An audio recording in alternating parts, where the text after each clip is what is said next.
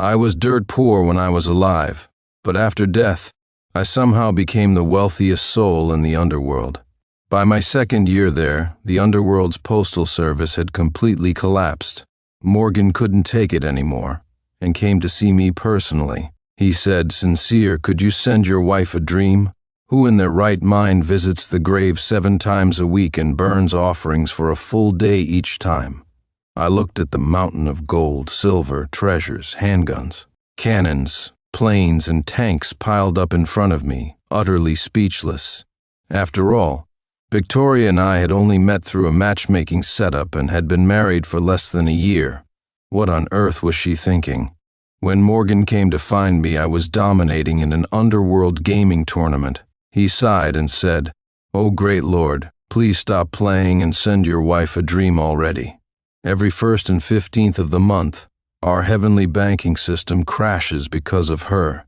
Look at the truck behind me, it's still loaded with last year's offerings we haven't even processed, and now we've got more, ever since I passed away. Victoria has been meticulous about burning offerings for me every 1st and 15th of the month. Gold, silver, luxury villas, sports cars, sometimes even firearms and tanks. She doesn't realize that these things are prohibited in the underworld. Since arriving here, I've never worked a single day.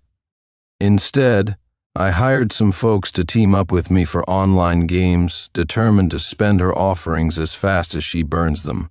But it's impossible to keep up. Elder Morgan was at his wit's end, practically begging me to resolve the matter.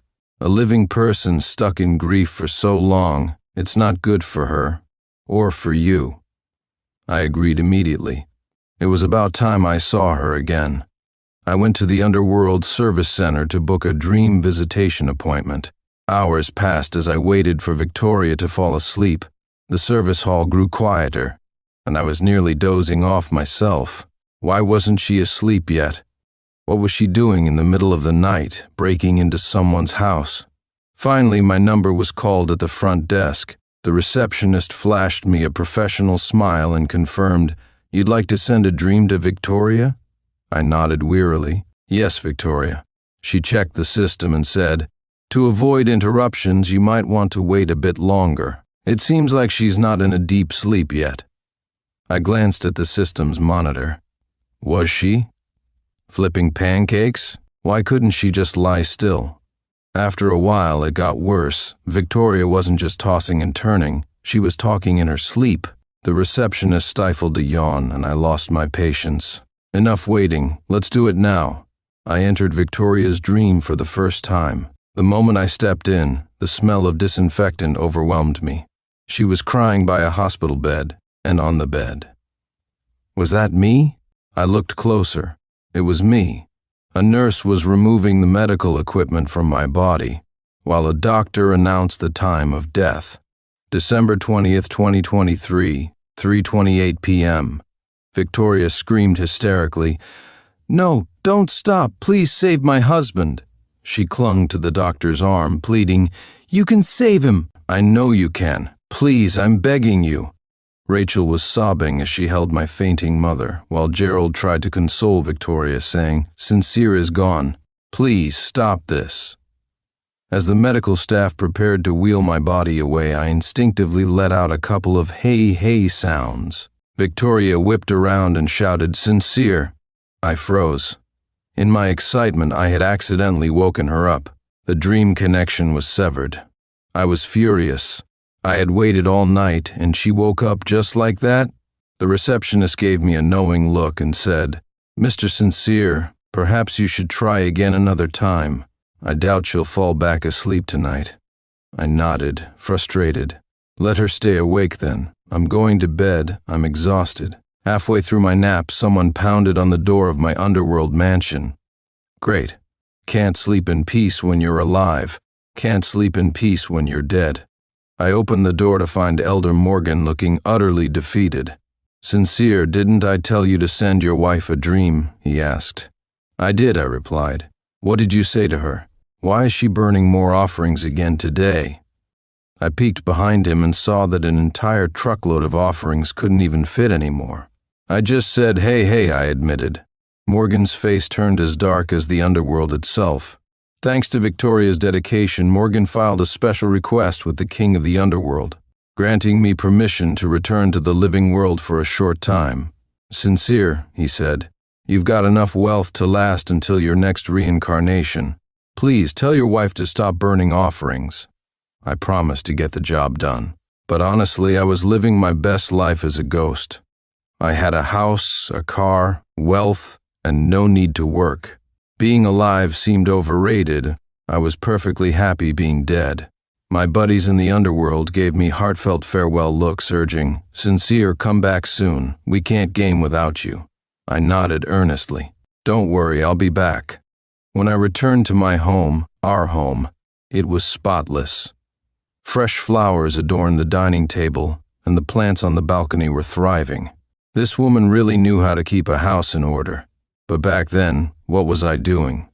Working, grinding away like a mule. What was I thinking? Honestly, I couldn't even remember. From the bedroom came a faint noise. Wasn't Victoria supposed to be at work? I tiptoed around, looking for a place to hide, before realizing, wait, I'm a ghost now. What do I have to fear? She should be the one scared, not me. I phased through the wall into the bedroom. Man, that felt amazing. Inside, a small dog was barking furiously at me. I approached it slowly, and once it got a good look at me, it stopped barking and began rubbing against my legs. I knelt down and patted its head. Victoria had gotten herself a dog.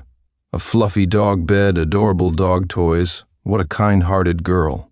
I glanced casually at the photo on the bedside table. It was a picture of me and Victoria. In the photo, I was holding this very same little dog. Why couldn't I remember ever owning a dog? A sharp pain shot through my head. The little dog at my feet continued to cling to me, whining softly. What had I forgotten?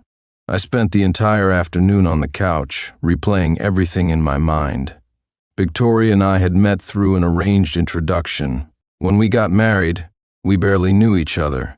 We'd just celebrated our first anniversary when I died in a car accident. That's it, plain and simple. But now, what on earth was this girl up to?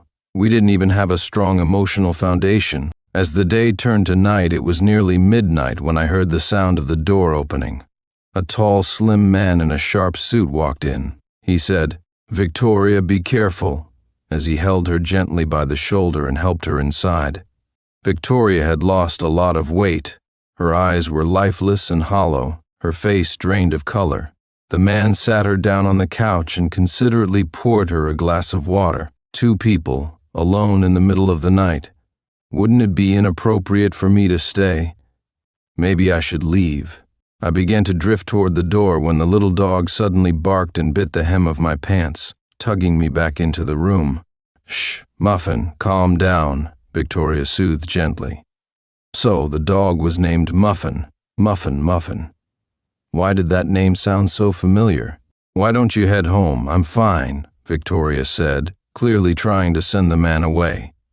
He hesitated for a moment before responding, "I don't feel comfortable leaving you alone like this. How about I stay over and sleep on the couch? That way I can help you if anything happens." Victoria shook her head. "No, that won't be necessary. Please, go home. My husband is a very jealous man. He wouldn't like it." She stared at the wedding photo on the wall, her eyes filled with a tender smile. The man frowned. "But he's all ready. Get out, leave!" Victoria suddenly interrupted him, shouting like she'd gone mad. I was speechless. If she wanted to have a meltdown, did she have to use me as an excuse? That wasn't exactly fair. After the man left, she picked up Muffin and started murmuring to him, "Your owner doesn't want you anymore. He's just a no-good jerk." Then she poured herself a glass of red wine, choking back sobs as she said, "Oh, Gerald, I miss you so much. Sincere, are you upset about something? Is that why you appeared in my dreams? Did you receive all the things I burned for you? If anyone's giving you trouble, just take care of them, okay? If it gets really bad, I'll burn you a nuclear warhead next time." I was at a loss for words. None of that mattered now. All I knew was that my buddies were waiting for me to return so we could get back to gaming together. I just needed her to fall asleep so I could appear in her dreams. Victoria eventually quieted down, curling up on the couch with her wine glass. I approached her slowly. I had to admit she was stunningly beautiful, even with tear streaks on her pale face. She looked so delicate and pitiful. Back when we first met, it was her looks that had drawn me in. I was getting older, and my family was pressuring me to settle down. Her gorgeous face had been love at first sight for me. As I stared at her, lost in thought, Victoria began talking in her sleep again. Great. There goes another chance to appear in her dreams. I couldn't afford to waste any more time. Might as well get straight to the point. I gently shook her awake and said, "Victoria, look at me. Do you know who I am?" She blinked groggily, her eyes focusing on me. Then they lit up with excitement. Sincere, you're back." She threw herself into my arms, crying, "I knew it. The master was right, you would come back." What master? Who was this master? Whoever he wasn't entirely wrong. I placed my hands on her shoulders and said, "Listen to me, Victoria. Stop burning things for me." She pouted and asked, "You don't like them? Should I burn something else instead?" No, don't do that," I quickly interrupted. "You're burning way too much, way too often. I'll have enough to last me for eternity at this rate. If I need anything, I'll let you know in a dream, okay?" I ruffled her hair gently. My message had been delivered. It was time for me to head back to the underworld. With a dramatic wave of my hand, she fell back asleep.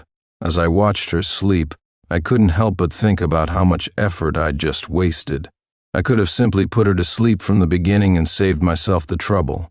Oh well, the result was the same. I gave Muffin a pat on the head and prepared to make my exit.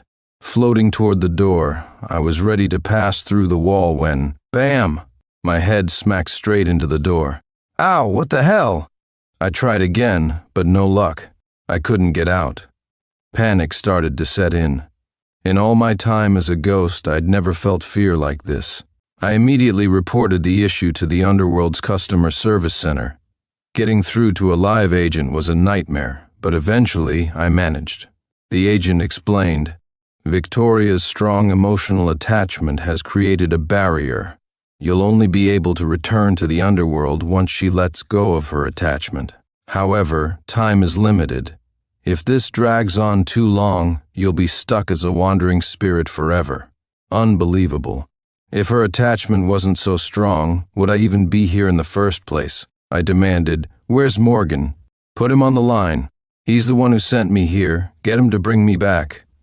The agent replied in a detached tone, "Apologies, sir, but that's outside my scope of services." Who would have thought being a ghost could be this frustrating? I'd been living it up for over a year. Luxury cars, mansions, endless gaming sessions. No job, no stress. It was perfect. But now? Now I was stuck in this mess. Victoria woke up early the next morning. She calmly cleaned up the messy living room, fed Muffin, and got ready to head out. I seized the opportunity and followed her. Here I am. I was ready to head straight back to the Underworld, but then I discovered I couldn't be more than 30 feet away from her. Damn this cursed barrier, I muttered in frustration. Sitting in the car, I noticed the rearview mirror still had a photo of the two of us. When was this taken? When did we ever get along well enough for such a picture? The car twisted and turned before finally stopping at a charming villa. I followed Victoria inside. The house was filled with a delicate fragrance, and in the living room sat a young man with an air of wisdom far beyond his years. He didn't look older than me. Victoria said, "Master, last night I saw my husband. This time it felt so real." "So this is the famous master?" The master gave a slight nod, motioning for her to sit down. He spoke in a calm, measured tone. "Lingering thoughts are like a fog that clouds the path ahead. Miss Victoria, you shouldn't dwell on the past anymore." Of course, the master knew how to say all the right things. Victoria, visibly emotional, exclaimed, "No, it's not just thoughts of the past. I really saw Sincere. He held me, talked to me, but it felt like I was drunk. I can't remember what he said. Everything went black, and I think I fainted. The master poured a cup of tea for Victoria and gently said, "Your attachment is not just affecting you, it's also keeping him trapped." As he spoke, the master glanced in my direction. I nodded furiously. "That's right. I'm stuck here. Please help me, master." But Victoria, stubborn as ever, asked, "Master, what can I do to see Sincere again?" The master simply replied, "Let nature take its course," and waved his hand, signaling that Victoria should leave. I wanted to stay and beg the master for help, but Victoria walked too quickly, and I couldn't stray more than 30 feet from her. We ended up at the mall, where she shopped like there was no tomorrow. From jewelry to luxury perfumes, from designer gowns to sultry outfits, she declared, "Wrap it up, I'll take them all." Dressed in a deep burgundy dress, she admired herself in the mirror, soaking in the sales assistant's flattering remarks of, "Miss Victoria, you look stunning." This woman was clearly falling in love. Well, good for her, I suppose. It's obvious her mood today is the complete opposite of last night's. Women in love are so easy to please and cheer up. It seems my return to the underworld is near. That evening, Victoria cooked herself. The braised pork looked so tender it wobbled with a gentle touch, mouth-watering. The chicken in chili oil glistened invitingly, and the spicy crawfish. Oh, how I wished I could taste it all. These dishes could have me polishing off 10 bowls of rice. After finishing her masterpiece, Victoria beamed as she took off her apron and changed into her newly purchased outfit. Earrings on, dress zipped, she looked every bit the elegant housewife. Finally, she grabbed a beer from the wine cabinet. Beer? For a candlelit dinner? I was speechless. Waiting eagerly, I kept my eyes glued to the door, curious about what kind of man had captured Victoria's heart. Suddenly, her eyes darted around nervously. She called out, "Sincere?" I was dumbfounded. Victoria walked from the dining room to the living room, calling again, "Sincere, are you here?" She searched the study, the bedroom, even the basement, all the while saying, "I made all your favorite dishes. Come out and eat." This was insanity. She'd spent the entire afternoon preparing. For me? Watching Victoria sobbing alone and drinking until she passed out on the couch. I was both infuriated and heartbroken. She counted days on her fingers, mumbling, "The customer service said I only have 2 weeks. Including the day I arrived, there are 13 days left. Why, oh why, did I agree to Morgan's crazy deal and return to the living world?" Victoria, her eyes glassy and her voice slurred, muttered my name over and over, "Sincere, Sincere, come out already." The noise was unbearable. I couldn't take it anymore. In a flash, I floated over and clamped her mouth shut. "Victoria, please shut up. You're driving me crazy," I hissed. Her eyes lit up with joy. "Sincere, I knew you'd show up if I drank enough." I waved my hand dismissively. "Go to sleep already, I'm begging you." For several nights in a row, Victoria drank herself into oblivion. I dared not appear again, fearing she'd develop a drinking habit. Besides trailing her around every day, I persistently called the customer service line, demanding they connect me to Morgan. Finally, one night, I heard his voice. "Sincere, my dear sir," old Morgan stammered as he appeared at my bedside looking sheepish. I gritted my teeth. "You've got some nerve showing up here." I leapt out of bed and he scrambled to flee. "Wait, I'll leave," he stammered. "Stop right there," I barked. "You told me a simple message would suffice and now I'm stuck here." Rubbing his hands nervously, old Morgan replied, "Well, how was I supposed to know? Your wife is incredibly persistent." I was exasperated. "Enough with the excuses. Just tell me what to do now." With a helpless shrug, he said, "The only way is to resolve her attachment." "Oh, brilliant insight, my friend," I said sarcastically. Old Morgan, trying to curry favor, added, "Don't worry, Sincere. I'll come up with a solution, I promise." "So, you're here to tell me you have no solution yet?" I asked, incredulous. He tilted his head and smirked. "Not yet, but it's only a matter of time. My gaming buddies have already asked me 59 times when I'll be back. Let's do the math." The subscription I had paid for their passage was about to expire. During the day, I followed Victoria to work, and at night I tried to visit her dreams. But she was always a light sleeper, making it incredibly hard to enter her dreamscape. Even when I managed to, she would wake with a jolt, undoing all my efforts. She couldn't hear me, no matter how much I tried to speak to her. All she did was call out one name over and over, Sincere, Sincere. When Victoria came home from work that evening, the lights in the house were already on. Laughter echoed from the dining room. Following the sound, she found Gerald, Rachel, and a man who looked vaguely familiar, sitting together and chatting warmly. The moment the man saw Victoria, his eyes lit up as if filled with starlight. He smiled and said, "Victoria, you're back." Rising from his seat, he reached out and took her hand, trying to lead her toward the dining room. Victoria instinctively pulled back, shaking off his hand. "What are you doing? Don't touch me," she said, visibly displeased. Strangely, her reaction made me feel unsettled as well. During dinner, Rachel served Victoria some food. "Sweetheart," she began, "this braised pork was made by Eddie, just for you. He knows you love it. And this mouth-watering chicken? He learned the recipe from a professional chef just for you. You're still single, aren't you? Are you really planning to stay alone forever? How can I not worry about you?" Victoria tasted the pork and then the chicken before pursing her lips. "The pork is too sweet, and the chicken is overly salty. Sincere always said that food should have less oil, salt, and sugar." She turned to Gerald, who was sipping wine, and snatched the glass from his hand. "Dad, Sincere told you not to drink because of your high blood pressure. Why won't you listen?" She then glanced at Rachel. "Mom, stop feeding Muffin random scraps. Sincere made it clear that he should only eat dog food." Eddie's expression darkened, his brows furrowing in silence. Victoria continued, "Eddie, can you stop coming to my house all the time? What's your deal? I'm a woman living alone. Do you think this is appropriate? I don't want Sincere to misunderstand. You shouldn't come here anymore." Her words were direct and left no room for argument. Eddie, clearly embarrassed, stood up, muttered a quick goodbye, and left without looking back. Gerald and Rachel were furious. They scolded Victoria relentlessly. "Sincere has been gone for over a year now. You have to move on eventually," Rachel urged.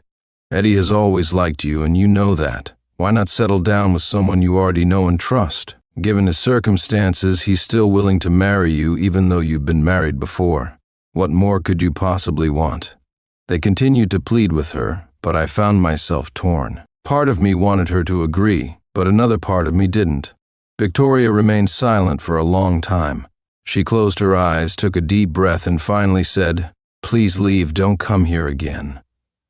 Her parents exchanged a stunned look. "We're only trying to help you," Gerald said, exasperated. "Just go," Victoria whispered, burying her face in her hands. Rachel wanted to say more. "Darling, leave," Victoria choked out, her voice breaking. "I'm begging you." Tears streamed down her face as she nearly collapsed into herself. Gerald sighed heavily, took Rachel by the arm and led her out. Victoria didn't move, her shoulders trembling as silent sobs racked her body. Muffin whined softly at her feet. She glanced down at him, tears slipping steadily down her cheeks. There was no screaming, no wailing, just quiet, heart-wrenching grief. She stared at the wedding photo on the wall, tears falling as she mourned in silence. I instinctively moved closer, wanting to wipe her tears away, but all I could do was gently stroke her head. She pulled out her phone and scrolled through her photo album. It was filled with pictures of me, happy, excited, proud, and even sad moments. Wait, there were photos of me from college, even ones of us on campus together, but we met through a blind date, didn't we? When were these taken? Were they photoshopped? My head throbbed with confusion. The next day, Victoria didn't go to work. She wandered aimlessly through supermarkets, shopping malls, amusement parks, before finally buying a bouquet of Lysianthus flowers at a florist. She then went to the cemetery. The photo on my headstone showed me smiling confidently. Thankfully, it wasn't the stiff, awkward photo from my ID. I looked pretty dashing, if I do say so myself. She placed the flowers on my grave, along with a small cake, and crouched down beside it. "Sincere," she said softly, "I've been dreaming about you a lot lately.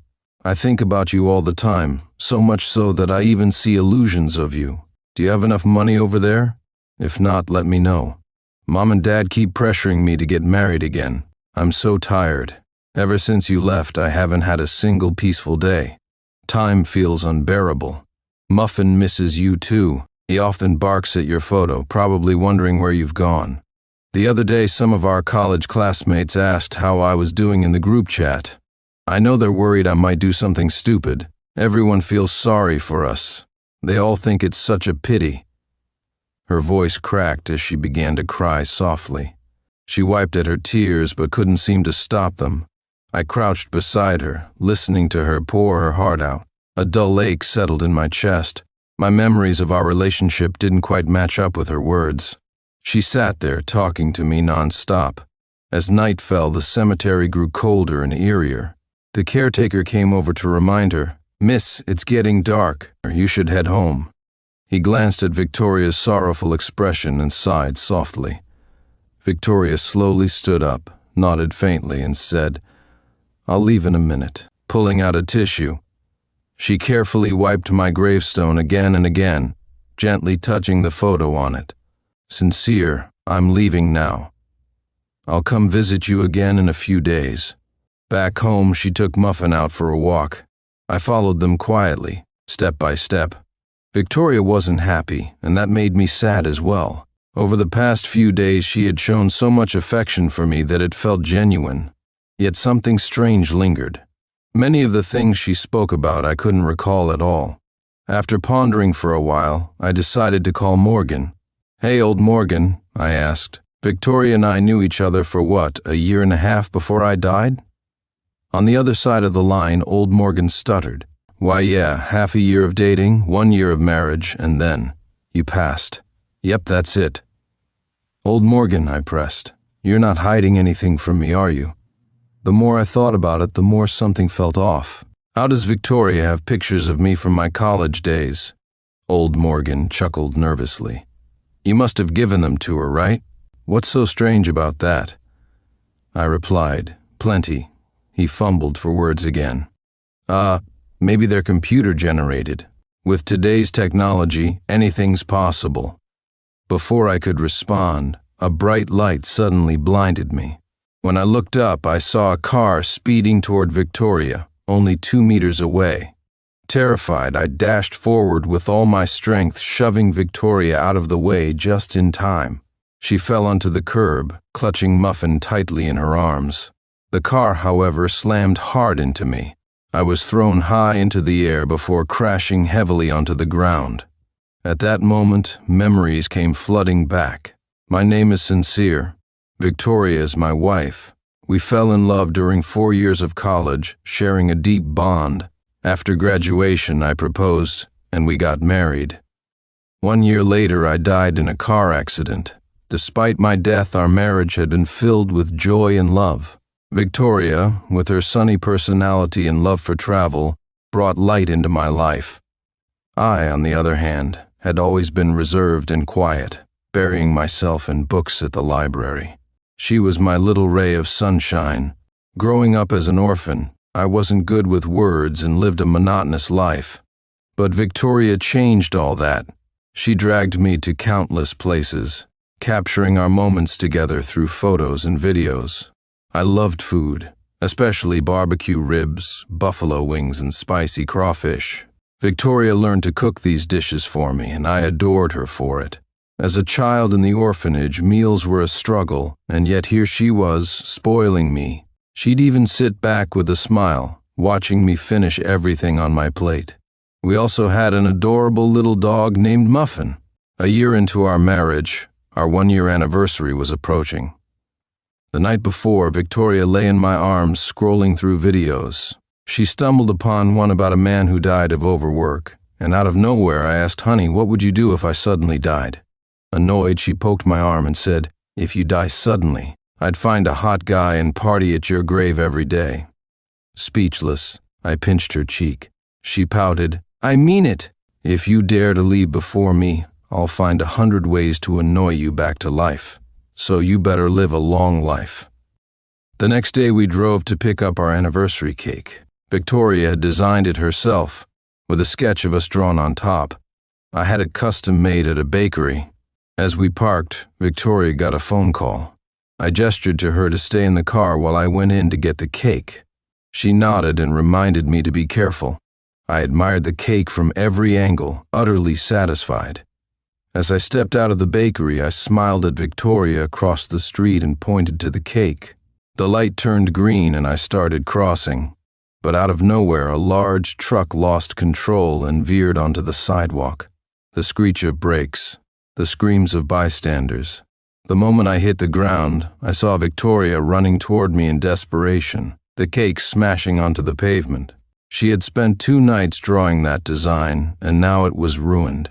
I lay there, blood pooling beneath me, watching Victoria as she cradled me, screaming my name over and over. I was standing beside her, shouting her name, trying to hold her hand, but my hand passed through hers. That's when I realized I was dead. They loaded my body onto an ambulance. Victoria clung to my hand, her face pale with fear, begging me not to leave her. I followed them to the hospital. Hours later, the doctor declared me brain dead. They removed the machines keeping me alive. Victoria broke down, falling to her knees, pleading with the doctors to save me. I stood there, helpless and lost. What would happen to Victoria now? Just last night I had whispered in her ear, "I'll stay with you for the rest of my life." I broke that promise. Sincere didn't keep his word. We didn't get to celebrate our anniversary. I didn't even taste the cake. As an orphan, I had no family or close friends. The only person I couldn't bear to leave behind was Victoria. Morgan escorted me to report to the Underworld. I remained silent the entire way. Noticing my worry, they said, "Don't fret. We've seen this countless times. Give it 6 months and your wife will likely be dating again." I froze. Would Victoria really move on with someone new? My husband went clubbing on my grave. Upon reaching the Underworld, I familiarized myself with the surroundings and checked in. Yet, I couldn't let go of Victoria. I constantly wondered how she was doing. The ghost attendants told me that on the 7th day after my death, I could return to the living world to see her. For several days in a row, I received numerous treasures, gold and silver without end. It must have been Victoria burning offerings for me. Money works wonders. It's useful no matter where you go. I spent some of it and the ghost attendants treated me more kindly. On the 7th day, they took me back to the living world early in the morning. I couldn't wait. I drifted eagerly back to our home. I searched every corner but couldn't find Victoria. Confused, I floated down to the basement home theater. Sure enough, there she was, drinking heavily. On the big screen was a video of our wedding. My voice played in the background, "Victoria, I will love you forever. Victoria, will you marry me?" Her trembling voice responded, "I will, I will." I knelt on one knee and placed the ring on her finger. 4 years, it had taken us 4 long years to get to that moment. Now Victoria was drinking so much that the home theater reeked of alcohol. The ground was a mess, littered with bottles and debris. I moved closer, crouched down and looked at her. Tears streaked her face, her eyes were vacant, locked on the screen. Suddenly, I remembered that time I broke up with her. She had cried just like this. I didn't want to hold her back. I was an orphan, without background or resources, and I feared her family would never trust me with her. Ending it seemed better than starting something doomed. When I told her my decision, she cried in panic, completely lost. Later, I worked myself to the bone, determined never to see her cry like that again. But now, "Victoria," I said, "you, who love looking your best, why don't you dress up anymore?" I muttered to her for what felt like ages. I wanted to pull her up off the floor, but my hands passed straight through her body. I tried again and again, but I couldn't touch her. I was dead. Never again could I hold Victoria. My heart ached as I looked at her. Tears welled up in my eyes. I gently kissed her cheek and sat beside her. There was nothing I could do, only silently stay with her. Victoria kept drinking. She started laughing and crying, saying nonsense. She reached for an empty box beside her, but it was long since emptied. Suddenly furious, she swept the glasses off the table, sending them crashing to the ground. Her hair was wild, her appearance unrecognizable, like a madwoman. I'd never seen her like this. She cursed me, loudly, for a long time. Then, as if deflated, she collapsed to the ground, sobbing helplessly. "Sincere, sincere," she whimpered. "Don't leave me. I miss you so much. Husband, take me with you." Suddenly she stood, picked up a shard of glass from the floor. I panicked and shouted, "Victoria, put it down, put it down." I tried to grab the glass from her hand, but my hands passed through hers again and again. Tears streamed down my face. My heart felt as though it were being ripped apart, the pain unbearable. I could only watch as the shard sliced across her wrist. Crimson blood dripped steadily onto the floor. She sat there, staring at the scene in front of her, a faint smile on her face. The seconds ticked by. Her lips grew paler and paler. Fear gripped me, yet I was powerless. Suddenly, the basement door burst open. Ethan rushed in. Seeing Victoria on the floor, he quickly called 911, scooped her into his arms, and dashed out. Thankfully, she was rescued in time and survived. Rachel sobbed uncontrollably by her bedside, clutching Victoria's hand. "My girl," she cried, "don't do this anymore. My heart can't take it." Victoria lay on the hospital bed, lifelessly staring at the ceiling. Rachel continued, "If Sincere saw you like this, he wouldn't be at peace, even in his next life." Hearing my name, Victoria's expression changed slightly. She didn't know I was right there beside her. I wanted so badly to stay by her side. When the ghost attendants came to retrieve me, I instinctively hid. I didn't want to go. I didn't want to return to the underworld, but they found me anyway. I begged them desperately, "Please, I won't do anything. I just want to stay by her side." They sighed and said, "The living and the dead walk separate paths. The cycle of reincarnation is inevitable. It's fate." They dragged me back to the underworld. I struggled the whole way, but it was useless. I couldn't let go of Victoria. Not at all. The more I thought about it, the angrier I became. Why? Why was I, an orphan who had finally found a wife, taken away like this? It wasn't fair. I yanked my hand free from the ghost attendant's grip, my face twisted in rage. "I'm not going back. I want to stay with Victoria." But a whip lashed out, binding me tightly. I was powerless, completely restrained, and they dragged me back. Once in the underworld, all I could think about was escaping. Escaping back to the living world, back to Victoria. The gates of the underworld were heavily guarded, and every time I tried, I was caught. Each time I was dragged before Elder Morgan in the great hall and punished, whipped, burned, cut. I endured it all. When the pain subsided, I would try to escape again. My obsession was too strong. The only thought in my mind was returning to Victoria. What would she do without me? Every 2 weeks, Victoria burned me offerings. I tried using the money to bribe the ghost attendants to let me go, but no one paid attention to me. Whoever said money could make ghosts work for you clearly lied. Once again, I was dragged back to the Grand Hall after another failed escape attempt. Coincidentally, Morgan was there too. He glanced at me, let out a sigh, and whispered something into the ear of the king of the underworld. The king then ordered someone to bring over a bowl of water and said, "Drink this. Once you do, you'll forget the memories of your mortal life and live peacefully here in the underworld. Forget my past, forget Victoria." I shook my head and smiled bitterly. I'd rather endure any punishment than forget her. The king grew so frustrated he practically had steam coming out of his ears. With a single look, the guards approached me, ready to force the water down my throat. No matter how much I struggled, I couldn't move. They poured it into my mouth. Strangely, it didn't work. I didn't forget Victoria. I still remembered she was my wife, remembered our home, remembered that I died just 1 year after we got married. I remembered so much, except the love we shared. After that, I stopped trying to escape.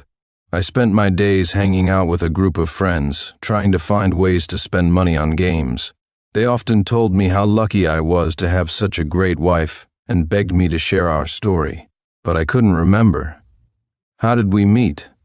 Was it a blind date? Probably. I guess we didn't have much of a foundation. She really went above and beyond to stay with me. Then a sudden jolt brought everything back. It wasn't a blind date. It was love. 4 solid years of love. Tears rolled down my cheeks, bitter and salty as they touched my lips. I turned to see Victoria lying on the ground, sobbing uncontrollably. I rushed toward her, desperate to hold her, but my hands passed through her body over and over. It was devastating. Just moments ago I could touch her. How could death still hurt so much? Victoria cradled Muffin in her arms, ensuring her little dog was okay before staggering to her feet. She stormed toward the driver, jabbing her finger at him as she yelled, "Are you blind? How could you drive like that? Do you have any idea your recklessness destroyed a family? Why were you speeding? Why?" As she screamed, she clutched Muffin tightly and collapsed onto the ground, wailing. I, on the other hand, was yelling into the phone, tearing into old Morgan. "This was all your idea, wasn't it? You made me forget, Victoria. I remember everything now. How dare you? I was an orphan who finally found someone who loved me, and you couldn't even let me die in peace. It's not fair. You even messed with my memories. I remembered having a mom, but now I find out I'm an orphan?" I was shaking with rage, my voice a roar in the silence. I was furious at Morgan, furious at myself for forgetting Victoria and everything we had. The thought of her suffering alone for an entire year tore me apart. Old Morgan sighed deeply. "Sincere, tell me, aside from those who die of old age, can you name anyone here in the underworld who had a fair ending? Look at the children here, the mothers who died in childbirth, young people like you who passed from accidents, they're everywhere." He continued, "Sincere, everyone loves and is loved in return. By that logic, no one deserves to die. But everything is predetermined. The dead move on, starting a new journey. It's the living who struggle to let go. Look at your wife. She's aged so much in just 1 year. She doesn't look a thing like the young woman in her 20s she used to be." I glanced toward the couch where Victoria sat, still holding Muffin, gently soothing her. I hung up the phone and walked toward them. Muffin saw me and began whining, reaching out as if begging me to hold her. I sat down beside Victoria, wrapping my arm around her shoulders and pulling her close. Slowly, I let my true form appear. Time was running out. This time, I didn't want to leave any regrets. Even if the underworld punished me, even if I had to endure fire and brimstone, I didn't care anymore. Feeling someone's arms around her, Victoria turned her head in disbelief. Her eyes filled with tears, her lips trembling as she struggled to speak. I smiled and took Muffin from her hands. "Honey, I'm back." She threw herself into my arms, her tears falling like raindrops, sliding down my neck and into my shirt. "Sincere, my love, I thought you'd never come back to me. Do you know how much I missed you?" She sobbed between hiccups. I held her tightly, whispering, "I know. That's why I came back." She wiped her tears haphazardly and said, "These past few days, I had this feeling you'd come back, but no one believed me. I told them I knew it. I could still remember your scent so clearly." Morgan kept calling my phone, but I turned it off. I needed peace. I cupped Victoria's face gently, noticing how much weight she had lost. Her sunken eyes, dark circles, and disheveled hair broke my heart. I said, "Victoria, you've lost so much weight. How did you get like this? Where's my beautiful wife, the campus queen I married?" Tears streamed down my face uncontrollably. She nervously smoothed her hair and said, "I'm fine, really. Don't cry, honey. I'm okay." Opening her mouth hesitantly, she asked, "Sincere, how are things over there? Are you doing okay?" Her face was filled with worry, as if bracing herself for an answer she didn't want to hear. I sighed and said, "You send me money every 2 weeks, more than I could ever spend. You spoil me too much." A faint smile tugged at her lips, and she exhaled in relief. "I was so worried about you. Sending you money was the only thing I could think of to help." I sighed again. "Honey, when I'm not here anymore, you have to take care of yourself. Promise me, okay? Look at you now, thin, pale, exhausted. Where's the gorgeous girl I fell in love with? My chest tightened, and my eyes stung with fresh tears. She quickly ran her fingers through her hair, trying to compose herself. I'm doing fine, really, don't worry about me, love. She paused, then cautiously asked, Sincere, are you happy over there? Her voice cracked, barely audible, as if she feared what I might say next. I looked at her, my heart aching, and said, I came back for you, didn't I? She smiled through her tears, leaning into my embrace like she belonged there forever. Tears streamed uncontrollably from her reddened eyes as Victoria clung tightly to my arm. She pleaded, Don't go. Please don't leave me again, Sincere, I'm begging you. I shook my head and said, Victoria, I'm already dead. I died a year ago. She buried her face in my shoulder, sobbing uncontrollably. I said softly, It is your longing that has allowed me this chance to return. But you can't keep living in the past, you understand? You need to move forward, to look ahead and not back. Gently I stroked her hair. She cried out, No, I can't. Sincere, I've been living in agony this whole year. Please take me with you. That night, Victoria held me as we slept, still restless. She woke up several times, startled, and only when she saw I was still there did she close her eyes again. In the dead of night, I heard a familiar sound coming from downstairs. I kissed Victoria gently on the forehead and tucked the blanket around her before heading down. Morgan was already waiting for me. As soon as he saw me, he was furious, moving as if to punch me. You, Sincere, what am I supposed to say to you? You just show up in your true form like this so brazenly. I shrugged nonchalantly. It's not like I have much time left. I just want to be with her, even if it means being a wandering spirit, even if I risk disintegrating completely. Old Morgan was beside himself with anger. You had a good afterlife and you're just throwing it away. What are you thinking? I smiled faintly. What kind of good life would it be without Victoria in it? Morgan tried to talk sense into me, urging me to help Victoria let go of her attachments so I could return to the afterlife and live peacefully. I replied simply, Let nature take its course. Morgan stomped his feet in frustration. Fine then, stay like this for now. I'll go back and figure something out. The next morning, I stood on the balcony, watching the sunrise and counting the days. 3 days left. As soon as Victoria woke up, she started searching the house frantically. Sincere, don't go. Don't leave me again. I quickly went back inside and held her tightly. It's okay. I'm not going anywhere. She said, I had a nightmare. I dreamed that those agents from the Underworld came and took you back. I thought for a moment and chuckled.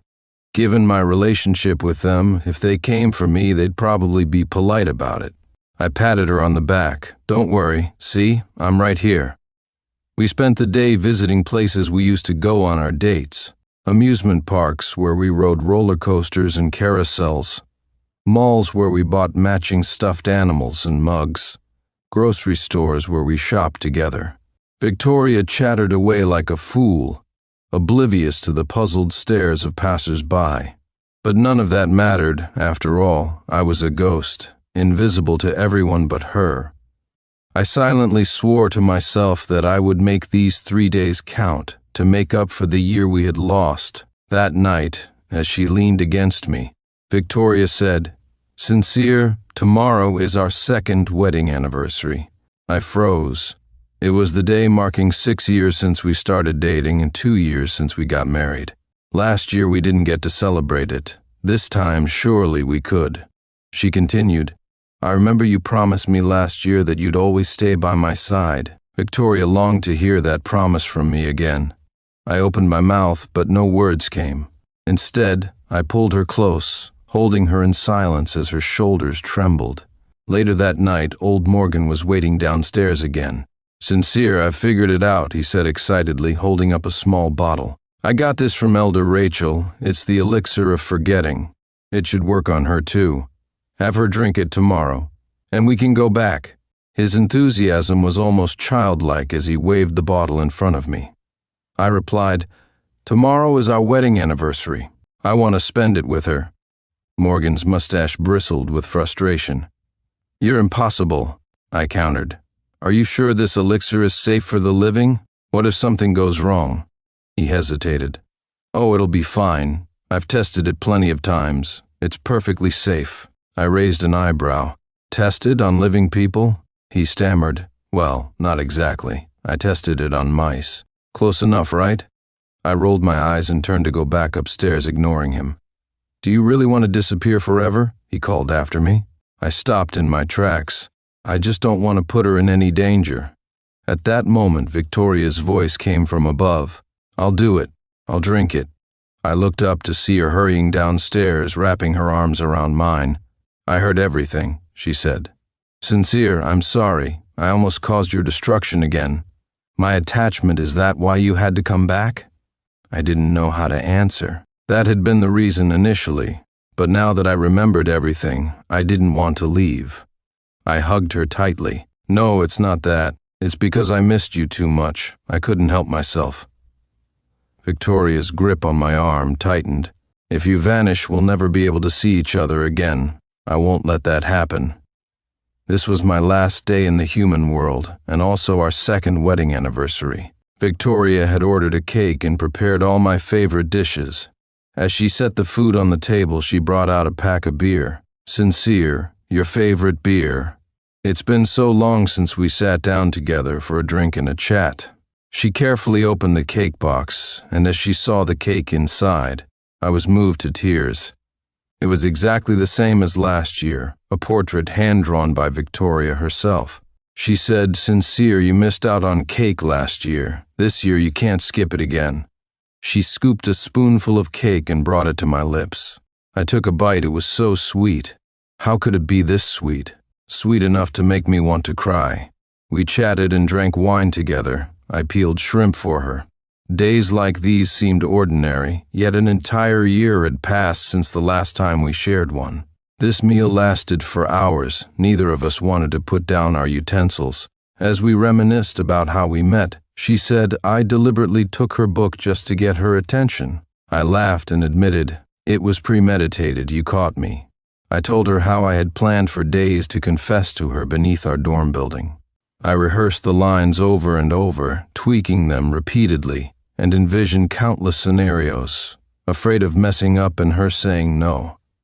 At our wedding, I vowed that in the days ahead, I would be her rock, standing tall and unwavering by her side for a lifetime. Time ticked away, second by second. We gazed into each other's eyes, tears glistening. Another farewell loomed ahead, but at least this time I could say the words, I love you. Morgan glanced at the clock, growing anxious. It's 11:40 p.m., he urged. Sincere, get your wife to drink the forgetfulness potion now. We're running out of time. Victoria picked up the small bottle of potion nearby and said to me, Sincere, take care of yourself. If you ever run short on money, promise me you'll tell me. Set up our home on the other side and I'll come find you later. She threw her arms around me one last time, holding me tightly. I love you, darling. I truly love you. I gently patted her on the back and replied, I love you too, sweetheart. I don't want to leave you. Under old Morgan's repeated urging, Victoria drank the forgetfulness potion. Moments later, she became drowsy and passed out. Old Morgan moved her to the bed to lie down. Is my wife going to be okay? There won't be any side effects, right? I asked. Impatiently, old Morgan replied, Oh, for heaven's sake, no. She'll wake up and forget how much she loved you. A wave of sadness suddenly washed over me. Victoria would forget loving me, just as I had forgotten loving her. Before I could dwell on it further, old Morgan grabbed my arm and dragged me toward the door, giving me a firm nod. I closed my eyes and tried to step through the doorway. In the next instant, he exclaimed, Ha! It worked! Didn't I tell you? When has Morgan's plan ever failed? The barrier between Victoria and me was gone. The 10-meter distance that once separated us was no longer there. We were now divided by life and death, yet connected across realms. In the days following my return to the underworld, I couldn't stop thinking about Victoria. Was she eating well? Sleeping well?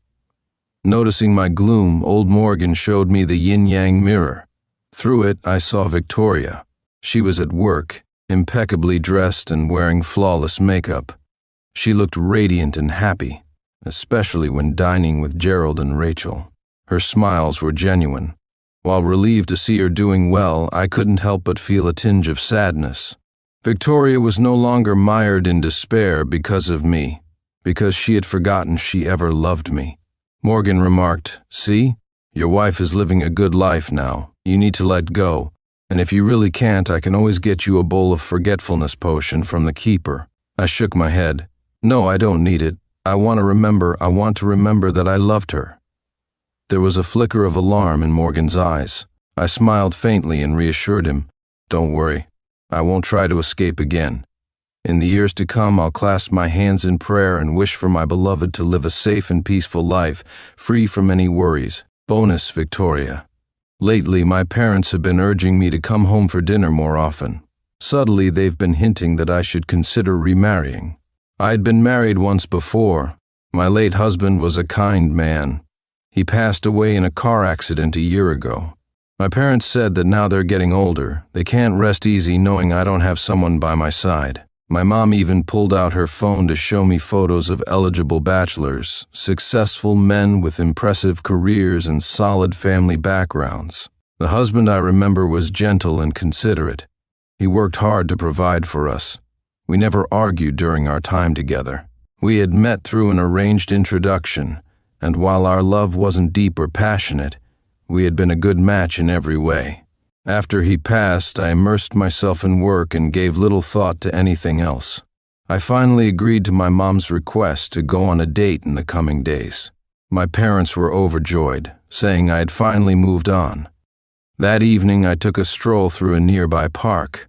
The park was full of young couples, walking hand in hand, leaning into each other. The place felt familiar, but I realized I'd never come here with my late husband. In fact, I hadn't visited in over a year. The food stalls at the park entrance were still there. As I passed by one, the vendor looked at me with surprise and said, "Miss, it's been a long time. Spicy crawfish, your husband's favorite. Shall I get you a portion?" I paused, puzzled. "You must have mistaken me for someone else," I replied. The vendor chuckled, stirring his pot. "Oh no, I never forget my customers. Your husband loved my spicy crawfish. Want to order some today?" Did Sincere love crawfish? I couldn't remember. Almost on impulse, I nodded. Carrying the crawfish home, I was greeted by Muffin, who came sniffing at the aroma. Muffin was the dog Sincere had adopted. After he passed, Muffin became like a son to me. I poured some dog food into his bowl and grabbed a beer from the cabinet. As I pulled the tab, I froze. Why did I like drinking beer?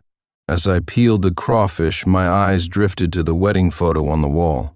In it, Sincere was smiling so brightly. Our relationship shouldn't have been bad, but my mind is completely blank. My head hurts. The more I try to think, the worse it gets. The house is still full of Sincere's belongings. His razor on the shelf, his pajamas in the closet, his water glass on the table. It's as if he never left. I collapsed onto the bed and caught a faint, familiar scent lingering in the air. It was Sincere's scent. I must have had too much to drink. It's been a year since my husband passed, and suddenly, I miss him so much. My mom sent me a photo, telling me it was my blind date for tomorrow and to save it on my phone so I wouldn't mistake the person. As I scrolled through my gallery, I paused. This cake looked so familiar. The timestamp showed that the photo was taken just a few days ago. My head felt like it was going to explode. The drawing on the cake, I recognized it. It was something I had drawn. It was me and Sincere, and in that instant, memories came flooding back like a tidal wave. Tears streamed down my face, dripping onto my phone screen. Sincere. That old man was a liar. I remember everything now. Sincere was my husband. We had been together for 4 years and had just celebrated our second wedding anniversary a few days before he left. I loved him so much. I quickly messaged my mom back, "Mom, no need to set up any blind dates for me. I'm really busy these days. Sincere, for the rest of my life, I'll keep loving you in secret, away from everyone else."